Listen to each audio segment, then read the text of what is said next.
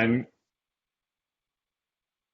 well, good afternoon, or is it good morning or good evening? Thank you for coming to join us on this wonderful panel discussion today, identifying and governing the risks of AI. Before we get started, a couple of housekeeping items. We are recording, and also for Q&A, then please hit the Q&A button down in the bottom right, probably, of your screen, and we'll be monitoring those questions throughout the panel session. It's an absolute pleasure to be here today. My name is Simon Greenman. I'm a partner at Best Practice AI, which is an AI management consultancy based here in London.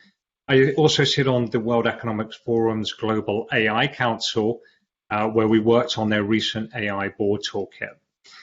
Before we get going with this wonderful panel, I'll give a little bit of context. If you would believe the media narrative around AI, you may think we shouldn't bother. And we hear Elon Musk talking about the existential threat to society from AI. We hear everywhere that AI is biased and unfair. We hear things like AI is a black box and we can't possibly understand what's going on with the algorithm. We hear that it's unsafe and it's a security risk. Maybe it doesn't live up to its promises. And in some ways, it's no surprises that we hear so much about the risks because it's fear, and fear sells, and fear gets a lot of attention. So really what we wanted to do today is cut through the noise, the hype, with a set of experts who can really help us identify the risks, real risks of AI, and find practical ways to govern the risks of AI. So we're going to cover 4 broad topics today from our panelists who we'll introduce shortly. What is their roles in AI risk management today? What are the different types of risks, from legal to operational to ethical? How do you manage those risks in terms of sort of the best practices, the governance, the guardrails to help ensure that we mitigate those? And then an important topic is increasingly how are these risks going to be regulated? So we'll have a look at what's going on from the view of the White House fellow and executive order there, and we'll also take a look at some of the regulation coming down the road from Europe, and then finally Q&A. This is designed to be an interactive session, so please do ask your questions, and we will make sure that we try and get to as many of those as possible. So I'm delighted to invite an all-star panel. It really is a superb panel of practitioners who are at the cutting edge of risk management in AI. They'll introduce themselves in more detail, but first from California, San Francisco, Kathy Baxter, who is architect, ethical AI practice at Salesforce. Ramon Bafati, who is White House fellow, focused on AI at the Department of Energy. Karen Silverman, who's top California AI lawyer in 2019. Did I get that right?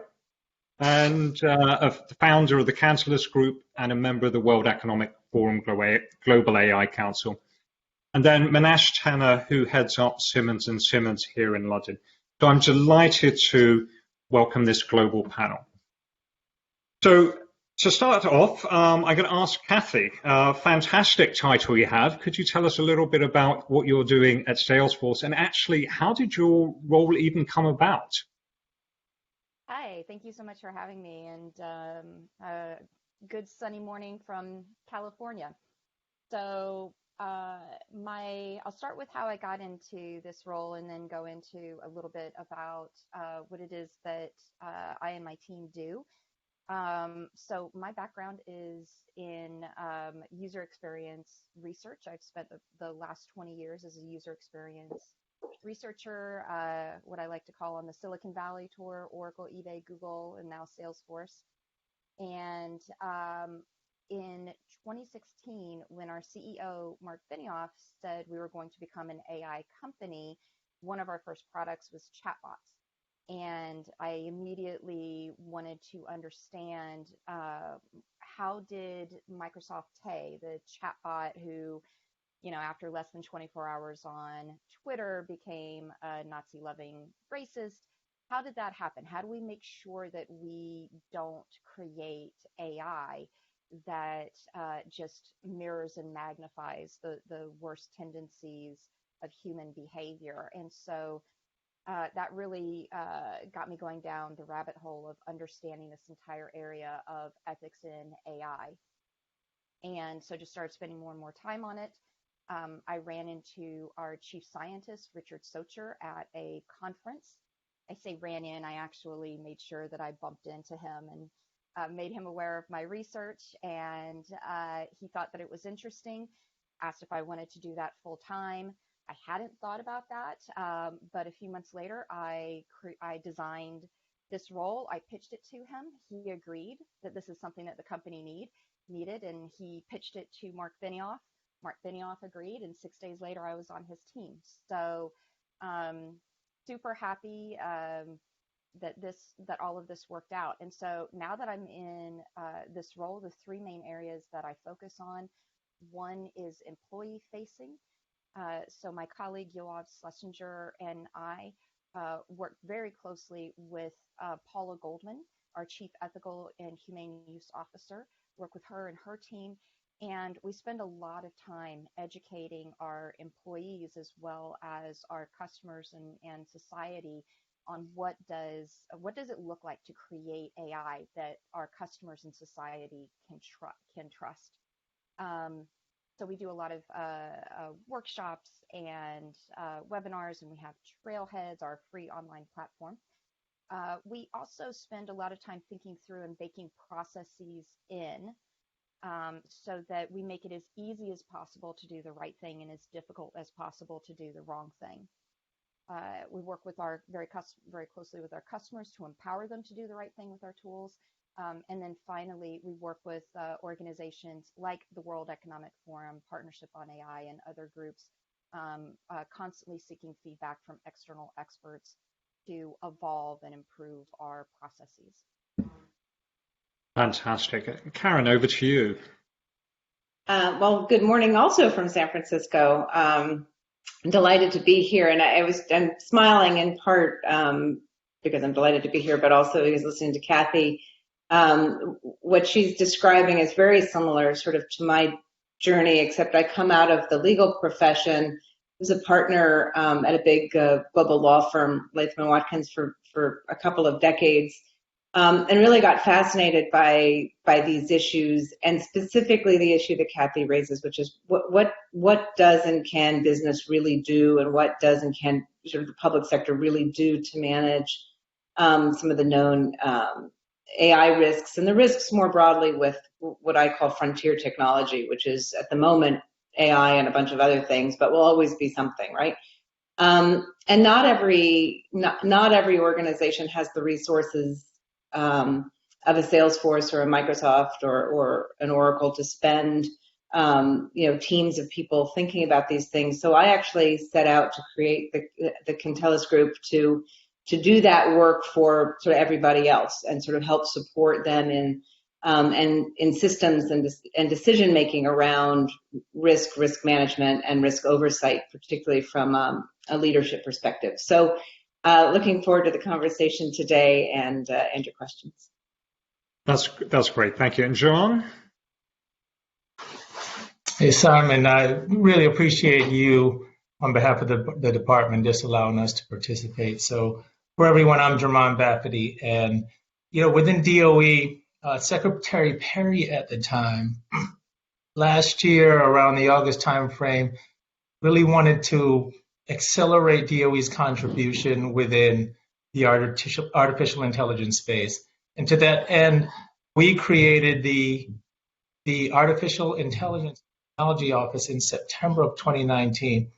I was one of the principals there, and just from the perspective of risk and setting up a new organization within government and being able to balance that, what a lot of people don't know is that within the Department of Energy, we had over 600 projects that are focused on AI. And then when you think about what our role is, we start to ask the questions, are we addressing the right things? Are there duplicative efforts? Do we have the right partnerships that are being executed, whether within the interagency, within industry, or even internationally? And what the Artificial Intelligence Technology Office is responsible for is really to serve as that nerve center for the coordination of those activities and also to lead some of these frontier edge projects. So in my role within the Artificial Intelligence Technology Office, aside from being one of the principals who stood that up, really working on the strategy, making sure that we are addressing some of these risks and just applying our resources the right way against the executive order that was released last year in February, and focusing on some of the things that both Kathy and Karen talked about around trustworthy AI, ensuring that workforce development is not lost in the process, and also examining the ethical components of what these frontier technologies will represent globally. So again, thank you for having me. No problems. And you're a White House Fellow. What is that for those of us on this side of the pond? Yeah, so the White House Fellows Program since 1964 started with President Lyndon Johnson. Between 12 and 19 or so folks are selected every year to just represent are chosen by the president actually to serve in government for a year. It's a year-long program where you leave your industry position or wherever you came from, and you're inserted into an agency. And the goal is for you to contribute, to learn, and to take all of the information that you've had and then go back into industry and just serve again for the greater good. So it's a public service opportunity, but more importantly, it's to be able to give you information so you can demonstrate broader impact for the nation. Very good. And finally, moving back up across the pond to the UK, Manesh, could you introduce yourself and the role you have at Simmons & Simmons? Thanks, Simon, and hello everyone from London.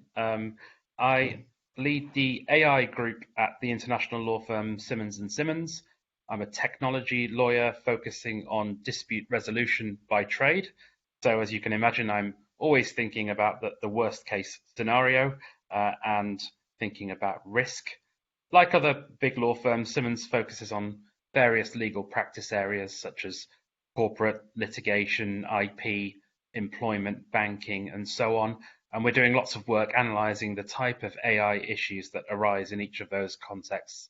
So for example, AI raises very interesting IP issues and risks. For example, what happens when an AI system itself generates work which could be protected by intellectual property rights.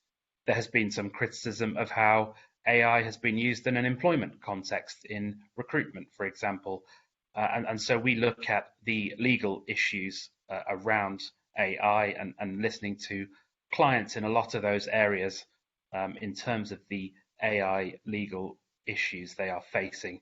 And I think for me, AI really helps me to understand and raises a lot of fascinating questions from a legal perspective. And it takes you right back to fundamental legal principles about who is liable when things go wrong. And the unique features of AI, which I'm sure we'll come on to discuss, raise a lot of interesting questions from that perspective. Well, welcome. As everyone can see, a fantastic international panel representing quite a spectrum of risk. So let's get down to the meat. What does it actually mean to have? What are AI risks, and what are examples of that? So, Kathy, starting with you, you spent a lot of time on educating on trustworthy AI internally and also providing tools to your client. But what are the risks, the ethical risks that you actually see existing and you're educating your clients and your colleagues on? I think one of the things that makes Salesforce different from, say, many of the consumer companies you might be familiar with is that we are a platform. And so, are you able to hear me? I just want to make sure Up a bit, if you could. Okay.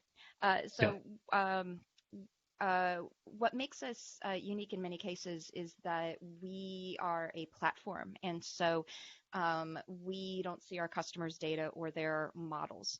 So we may release a global model to all of our customers, but then it's trained with their own data. And so we very much believe in democratizing AI. But by doing that, we also know that we need to empower our customers to do the right thing. So we have a set of 5 trusted AI principles. AI must be responsible, accountable, transparent, empowering, and inclusive. And so we need to build our tools in a way that help our customers once our AI moves from our hands into theirs, so they understand what are the models doing? Why is it making the predictions or recommendations that it is? Are there any factors in that model that might be sensitive or protected? How do we ensure that we are making recommendations, or our customers are making recommendations and decisions that are fair to all? And so that's one of the big focuses of the work that we do to help mitigate risk. Consequence scanning workshops are another way that we do that. This is a methodology by Everyone in which we work with teams during release planning or ideation of features to identify what are potential negative unintended consequences and think about how do we mitigate those harms. And what would be an example of sort of unintended negative consequences that AI could produce?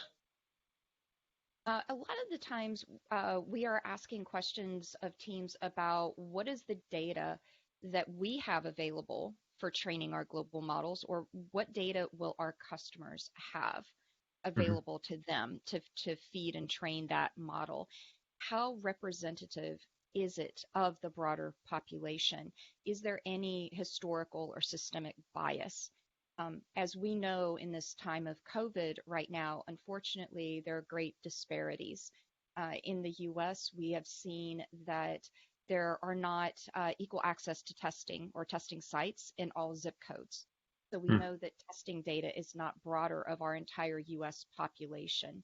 We also know that there is historic bias in who gets access to healthcare, who has greater risk of these comorbidity factors that make some people much more susceptible to the worst outcomes for COVID. So understanding these issues that impact representativeness and bias that can then impact the training data is one of the big conversation pieces that we have.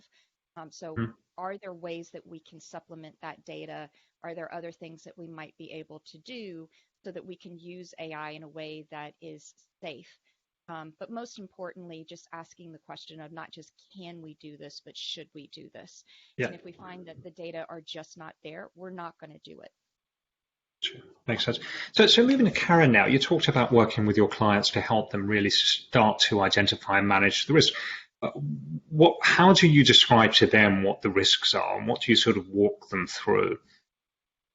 So, listen, we find our clients wherever they are. Some of them are extremely sophisticated and have been working with these technologies for a long time, and some of them are really new to it and don't think of themselves as technology companies. But in fact, I would argue that, by the end of this year, every company is a technology company in some form or fashion. So what we try to do, and the place we start, is to think about these AI not just as a tool, but as a system, right? And that system includes the data, as Kathy's describing. It includes the maths and the models, and it includes the human teams that are designing them and using them and impacted by them. And so when you think about the trustworthiness of AI, you really have to think about the trustworthiness of the system, the whole AI system.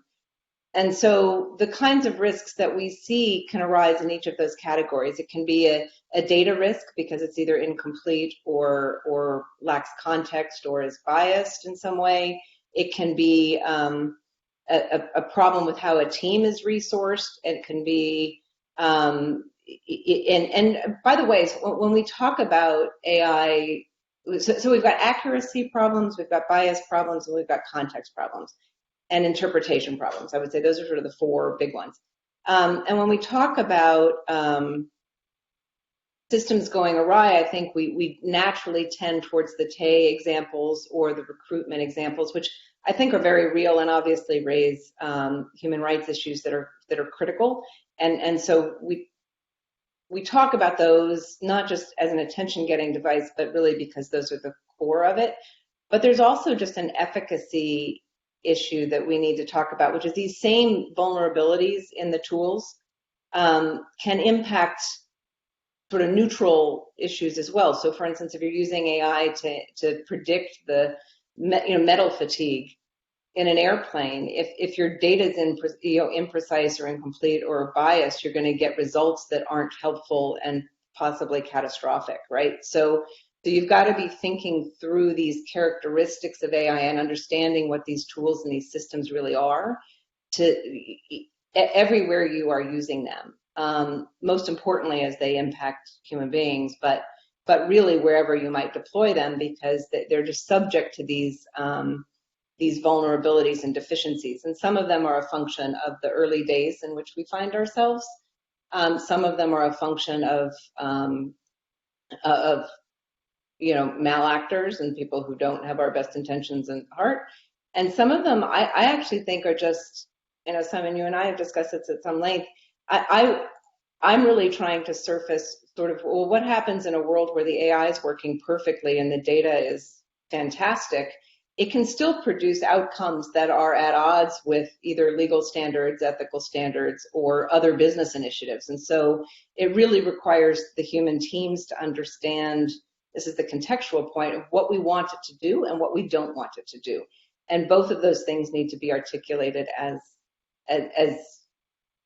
these tools are deployed. So, I'm sorry, Simon, we can't hear you. Sorry, can you give an example of that? So the AI is working fine, but somehow it's in conflict perhaps with a moral or reputational needs of a company. I think you gave examples of gender and bicycles and pricing. We talked. Yeah, so this is one where, and I've done this experiment a couple of times, and I fixed it by now, but if you go online and you look up kids' bikes, right, and the first one that pops up typically is a blue one, and it's priced one way, and you say, well, but my kid wants a pink bike. And you go up and you look up a pink bike, very typically that price, the exact same frame, wheels, the whole thing, a build out, but it's pink, is priced 10% higher. It has probably higher reviews or fewer numbers of reviews, but more stars, right? And it's priced higher than the blue bike that has more reviews and lower stars. And that's probably an accurate reflection of demand pricing, right? I'm not making a qualitative statement around that. However, if you're a company that says we don't gender discriminate in how we price our bikes, there's a clear association between pink bikes and blue bikes. You might want to instruct the algorithm not to do that. You might not. You might want to get a premium on your pink bikes. But whatever it is, it could, those sorts of outcomes, as small as that one seems, needs to be evaluated for its alignment with a core mission and a statement, an assertion. And so it's really just an illustration of, like I said, that could be very perfectly functioning AI in terms of the demand characteristics, but it may not be where the company wants to be ultimately and how they supply their bikes. So and there are many examples of that. You see it in hiring, you see it in interest rate and loan assessments, you see it in certain kinds of internal sort of promotion and other employment contexts. Got you. Very great. And Jemana, you talked about 600 use cases of AI over the Department of Energy. So you've got to run the gamut and full spectrum of risk. But I imagine there's a lot of the question of operational security risk in your case. Could you talk us through what you are seeing and how you think about the different types of AI risk? Yeah, certainly. And even before I jump deep into the operational component, the thing that I'll share too is just as a nation, we're not only looking just at the technical implications, but how does this affect the workforce at large?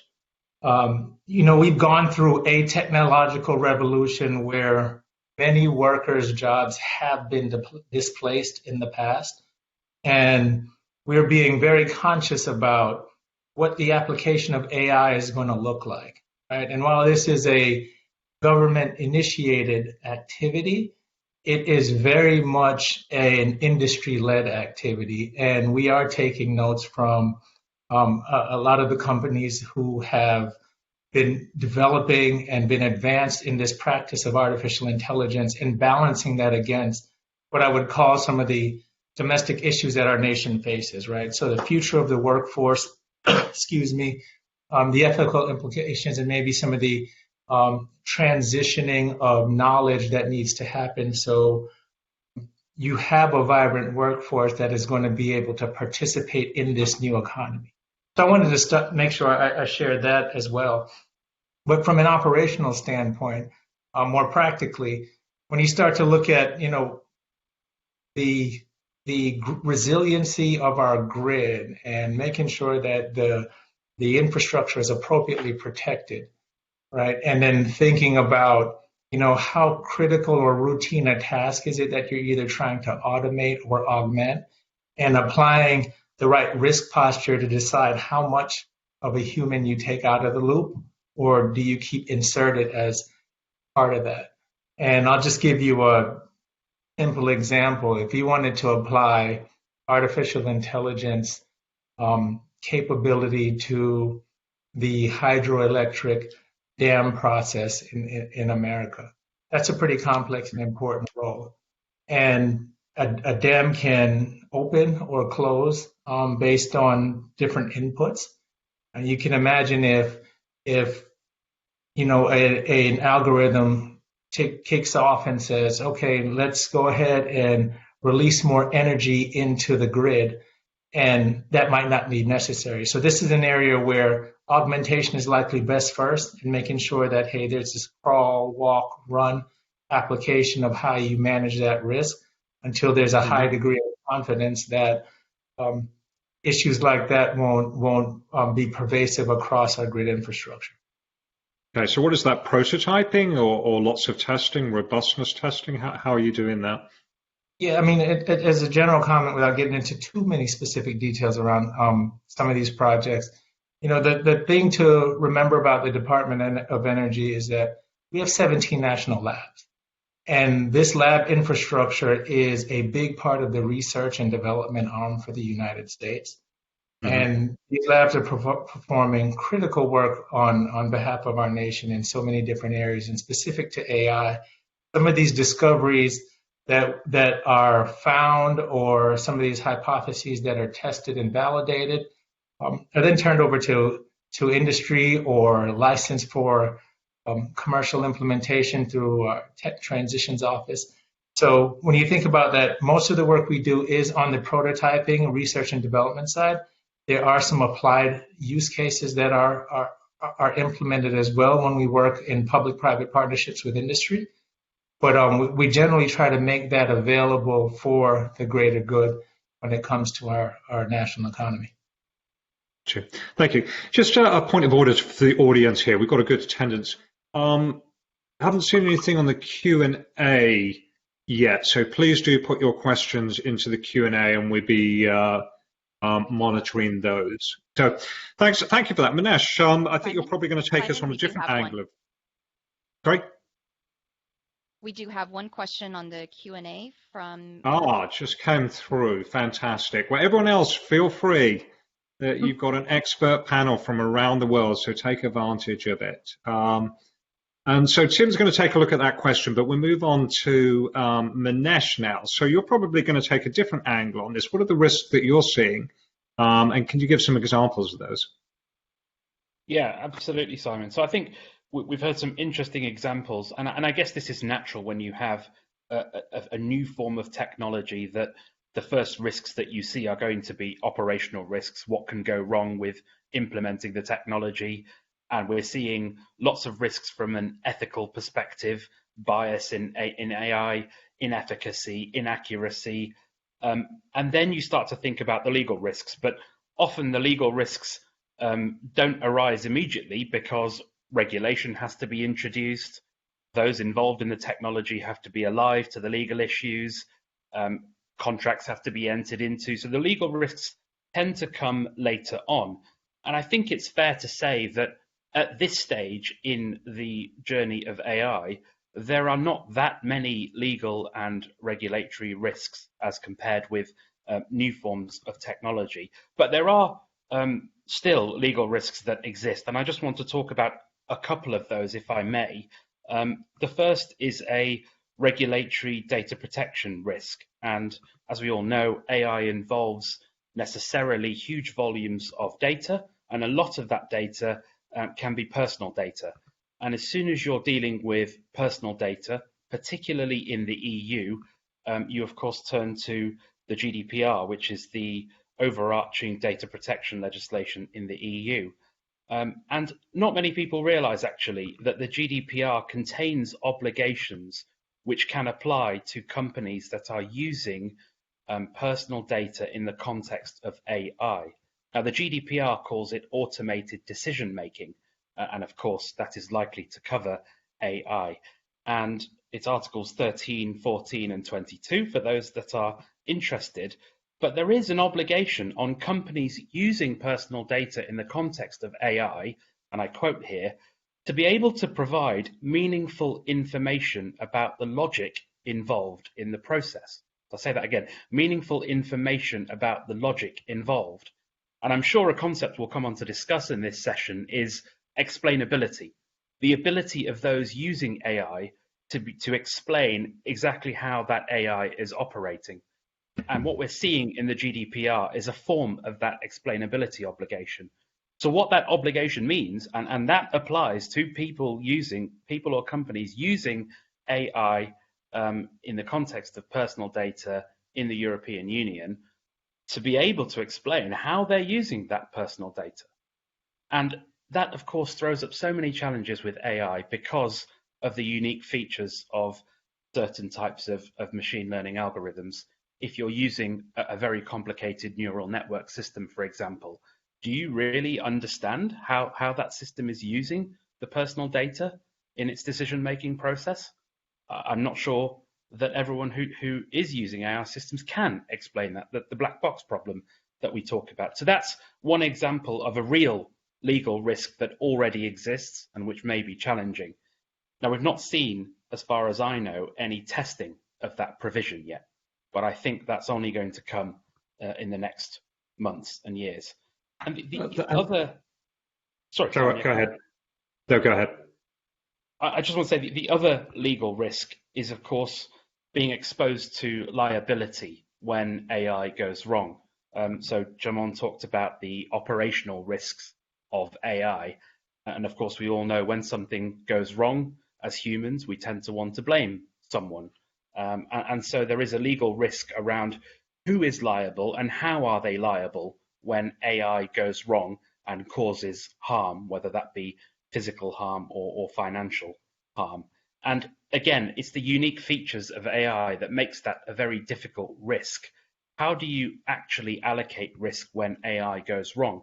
Because we're dealing with a quasi-autonomous function. When AI is operating in a very complex system, can you really point to the human or the legal persons involved and say, you are responsible for the AI system going wrong? It's a very difficult assessment to make because of the unique features and the way AI operates.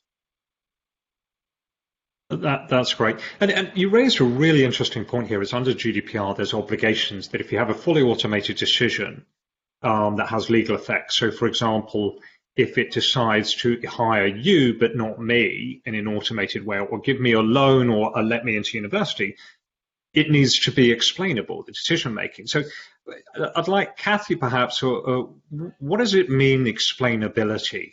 And what do you do at Salesforce to help your clients with explainability? Yeah, so I think I also like to talk about interpretability. So yes, we have different kinds of users of our Einstein products. In Service Cloud, our AI products tend to be used by customer support or call center agents, which are very different from the data scientists that are using our Einstein Discovery product, which are very different from the Salesforce admins that tend to use our Einstein Prediction Builder product. And so what explainable or interpretable means for what a particular, why was this recommendation made is going to look different for each one of those users. Einstein Discovery is our most robust AI product. So we're going to have things like a confusion matrix. We're going to talk about issues like collinearity. We're going to show you all the factors that are used in the model. What are the top predictors in which direction? So we have much more robust communication to those users because they can really understand and know what to do with that information. On the prediction builder side, it's going to be less detailed than that. We're going to show the top 5 predictors. We're not going to show you the direction. We're going to do more of walking the user through, introducing, here are top, 5 top kinds of bias that you might need to look for. So we're going to talk about it in a different way for each of these users so that they can better understand what's happening and be able to make a better decision. That makes sense. Anybody else want to comment on that? I'd like to jump in just a second because I think, again, Kathy raises a really interesting point about finding the users where they are, but also in either case, and this is what I mean sort of by the system, is that the organization has to have a concept for what it will and won't tolerate and what it does and doesn't want to accomplish using this tool, either in an augmented, as an augmenting device or as an autonomous device.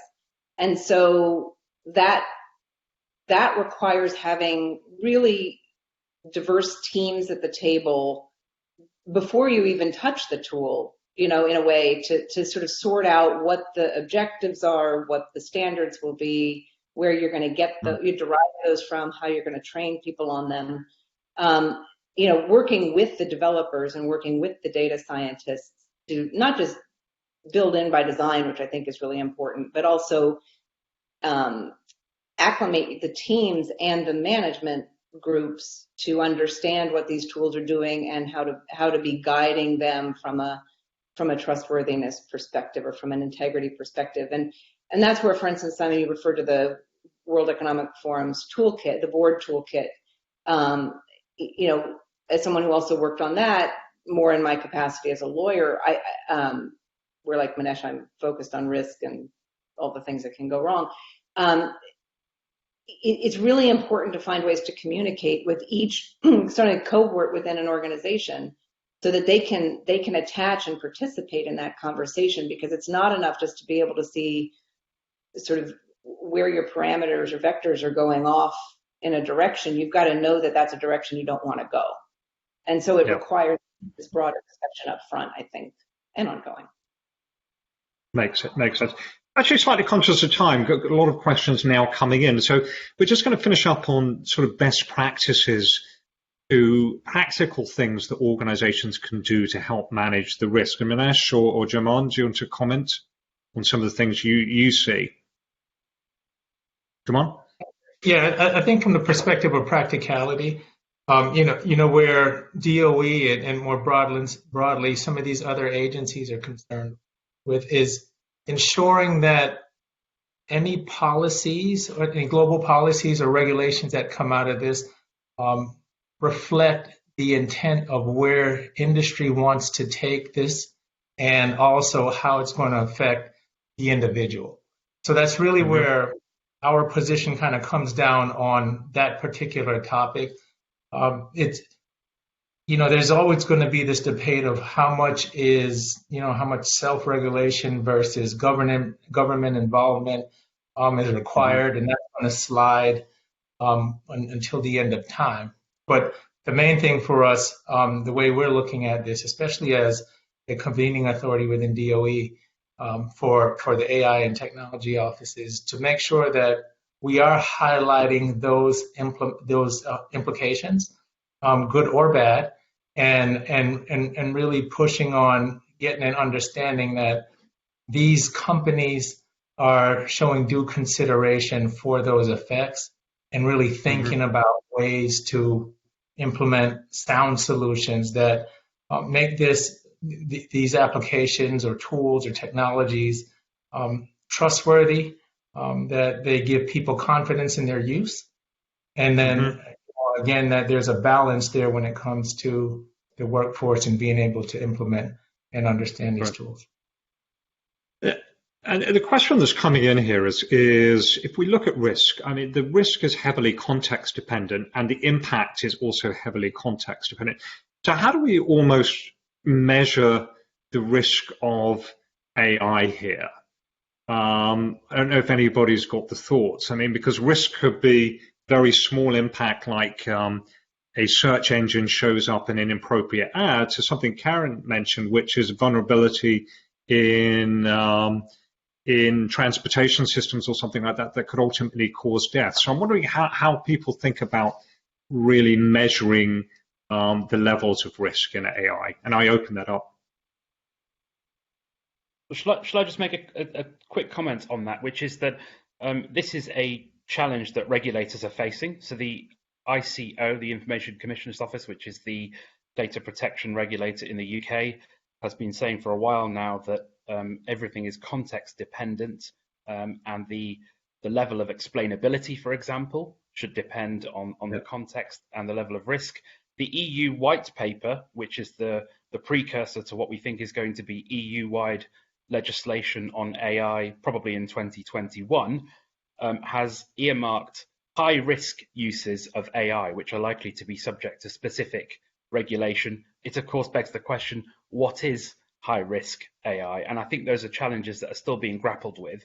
But fundamentally, you can make a distinction between, for example, AI that has the possibility of impacting consumers on a large scale. And you can think of autonomous vehicles, AI being used in recruitment processes, versus, for example, and I see this in clients quite a bit, AI used in middle or back office functions, for example, in assisting with onboarding new clients into a company.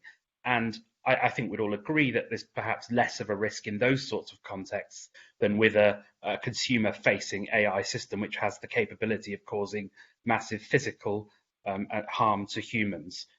So I do think there are lines that are capable of being drawn, but they are difficult to do. And you need to understand AI technology in order to do that. But this is going to be a challenge that I think is going to occupy legislators and regulators over the next few years. Does anybody else want to comment? Yeah, go ahead, Kathy.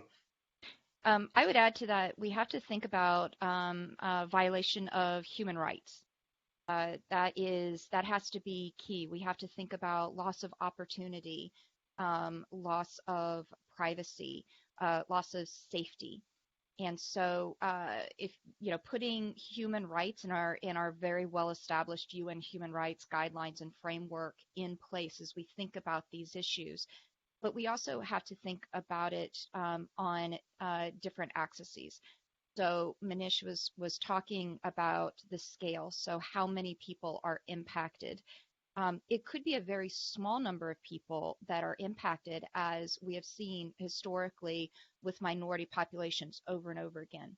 Because it's just a small group of people, that's okay. But the impact for that small group of people can be massive.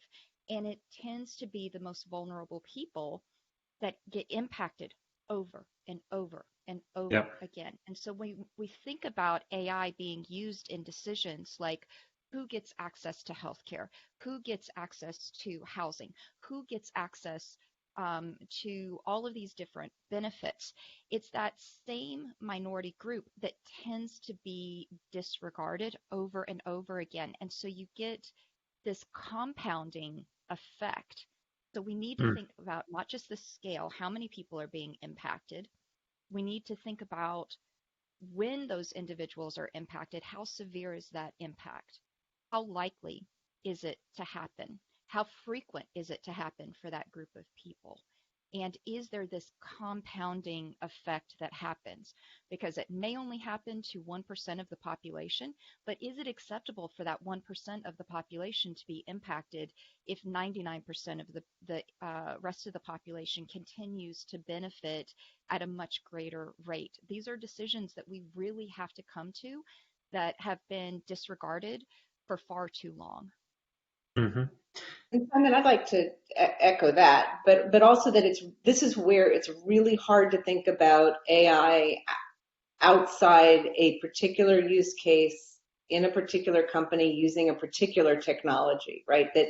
This goes from 60,000 feet to 6 feet really fast, and that's where companies need much more support, because well before before we have regulations or legislation or even community standards that are well understood, businesses are making decisions and governments are making decisions at that 6-foot level that are hugely impactful, whether they're to large groups or to small groups or for long periods of time or short periods of time. And so it's surfacing all of these questions and thinking about how to deal with that at 6 feet. I think the 60,000 foot principles are super important. There's generally consensus. I mean, we can extract consensus around sort of the core principles there, but it goes well beyond the usual boardroom topics of cybersecurity and data policy to really these use cases. Like, what are we doing with this technology, and who's impacted by that technology, and what does that expose us to in terms of legal liability or reputational risk or business integrity or continuity risk, all those things. And so it's thinking about that third category that really is in addition to this traditional security and data policy issues, I think. And I think that's the work we're all sitting here trying to discuss and figure out. But it will come down to an individual company and what it's trying to do with the technology that it's selected or trying to select to do it. Yeah, and I'm not a lawyer, and unfortunately I'm not going to have time, but coming out of some of the European legislation on AI, it's all about proportionate, contextual, and things like that, and you have to get specific. But it's just slightly shifting gears, and Kathy brought up a very important point about human rights, and it was at about 2 a.m. this morning, Kathy, when they kicked off. You probably weren't listening to it, but the whole theme of this conference is really the next 10 years, and the zeitgeist is very much, and I think it's good, inclusiveness, fairness, diversity, and alike, and that really is the theme of the concept of the conference. But do we need regulation around AI? And there are some questions coming in, I can see here, or should we self-regulate? And where do we think regulation's going here? I don't know, Manesh or Jamon, do you want to jump into some of that? What you see in Europe versus the US here? Yeah, shall I just kick off with the EU side? I think the short answer is yes, we do need regulation.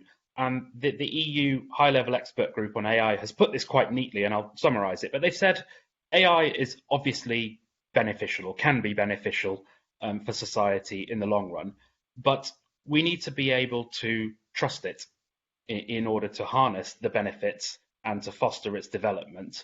And I think one of the foundations of being able to trust a piece of technology is knowing that if something goes wrong with it, then those who caused that wrong are going to be held to account, or that the development of AI is going to be developed according to some regulation or certification or some legal standards that can be enforced against those who are developing AI. So I think regulation is very important in fostering the development of AI in a trustworthy way. The challenge is, of course, not over-regulating so as to stifle the innovation of AI, but I do think that trust aspect is important. Another challenge. Right, good. So just to take a time, how does that contrast with Asia, though, which is taking more of a self-regulatory path? And obviously Asia is a constellation of countries, so I don't want to generalize, but you look, and the Singaporean government is taking a self-governing framework. Why should we be regulating Europe, but there's a risk that it will stifle innovation?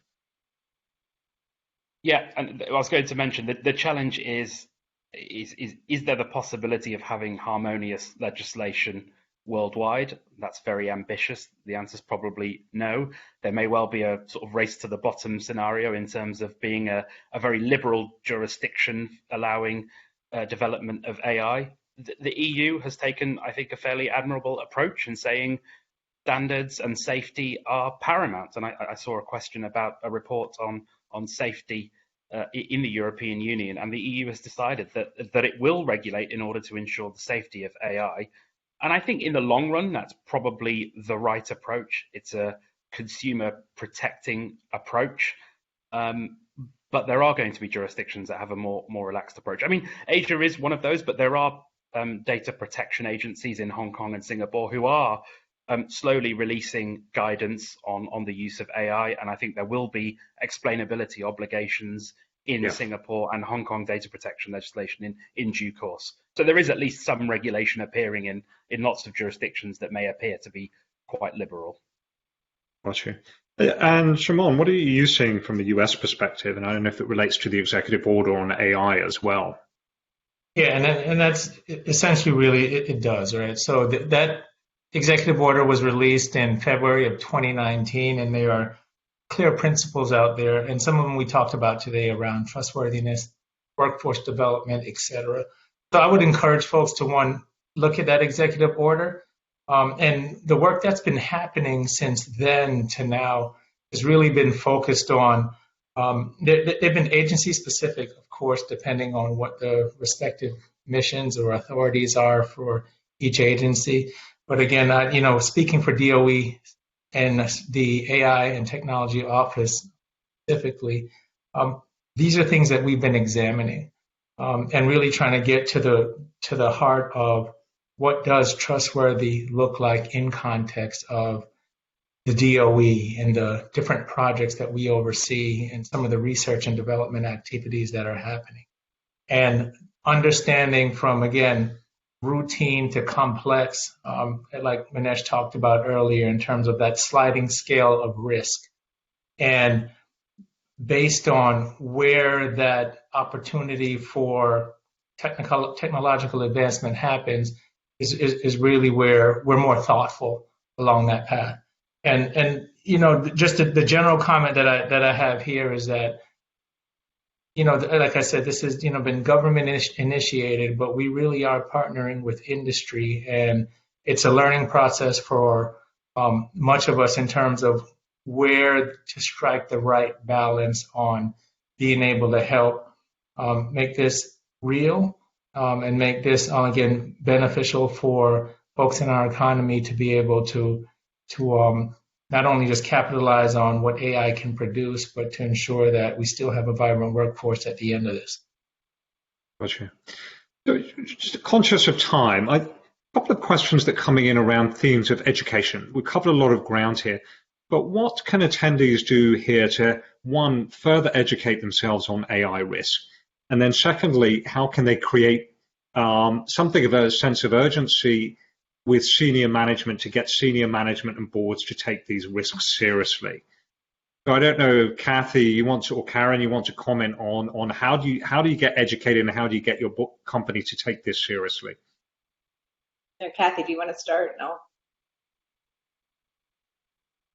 Well, I feel like Salesforce has been a really special place that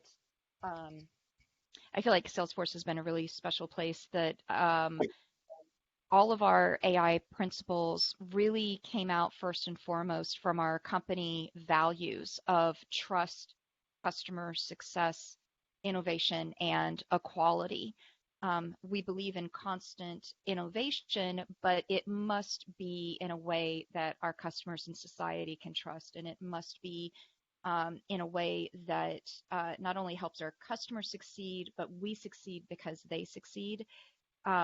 But it all has to be done in a way that keeps equality and equity and inclusiveness in mind. And so just building upon our own existing educational foundation that we have within the company, trying to, as people have understood what our values mean, how does that extend to the AI products that we are delivering? As far as others who want to get involved in this area, I think there's a lot of really good introductory books, like if you wanted to read Weapons of Math Destruction or any of the other really good books that are out there, like Automating Inequality. those are some great places to check out to really get started to understand kind of broadly what this area looks like. I have blog posts that I've been writing at einstein.ai/ethics that you could read some things there.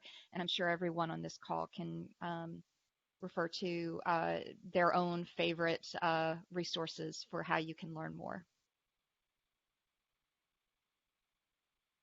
Yeah, and this question of education is a really broad one. For sure, there are lots of resources out there, and I'll do a shout out to the resources that the World Economic Forum has out that are available to all. Also, Max Tegmark's book Life 3.0 is a really good sort of narrative romp through some of these issues. But then there's lots of technical resources as well. But I think as a thought experiment, one of the places that I start with the people I'm working with is to have them imagine the last 3 sort of existential problems or challenges their organization confronted just over the last 10 years, say. What are the 3 big issues, whether it was a big transaction that went very well or very wrong, it was a government investigation, it was a data breach, whatever it was. And then try to imagine it sort of supercharged with these technologies, and how would that have been different or not different or scarier or more easily resolved with these technologies, and start to stitch it into their known experience around managing complex organizations, as they understand them already. And it's an interesting exercise, right? Because it surfaces all these sorts of, someone who's done a lot of crisis management in my professional life, sometimes also my personal life, it almost always comes down to very specific features and factors, all of which can be impacted by these sorts of technologies, whether it's scale or intensity.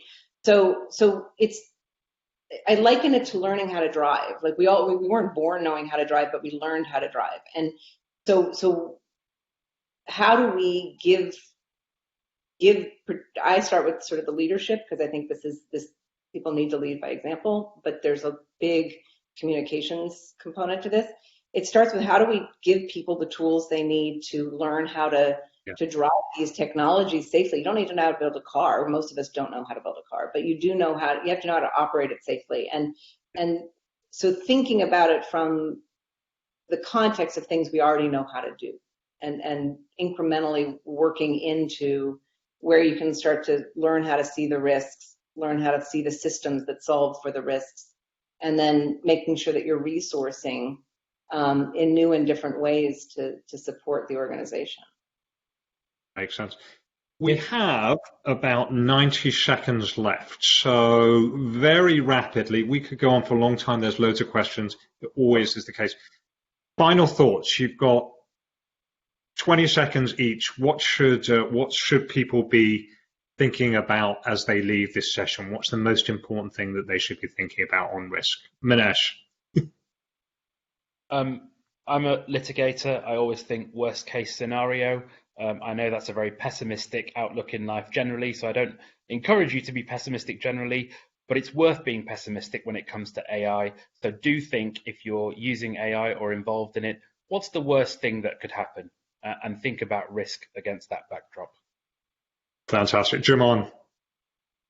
Yeah, with large organizations, risk is usually determined at the enterprise level as this linear activity that gets pushed from the top down. And what I would say is, using an AI term, there needs to be this convolutional neural network where being identified from the bottom up, and also across the organization, and not just identified, but documented. So it's regularly reviewed, because these are going to be some of the building blocks that you're going to be able to use to determine where you might want to apply artificial intelligence. So I would say less top down, more conversation, and then really documenting across the organization these types of risks for better analysis. Thank you. Karen? I would encourage sort of a healthy skepticism, but as German and others have said, engagement, right? And start small. Start with a use case, start with a technology, bring in teams across the organization and think differently about how you convene and recognize expertise in your organization, which is largely there. So use what you've got. Got you. And then Kathy, final words to you. I think every single company, whether you're developing AI or another technology, you're implementing using AI or another technology, we can't continue with business as usual, and we can't go back to the days of move fast and break things.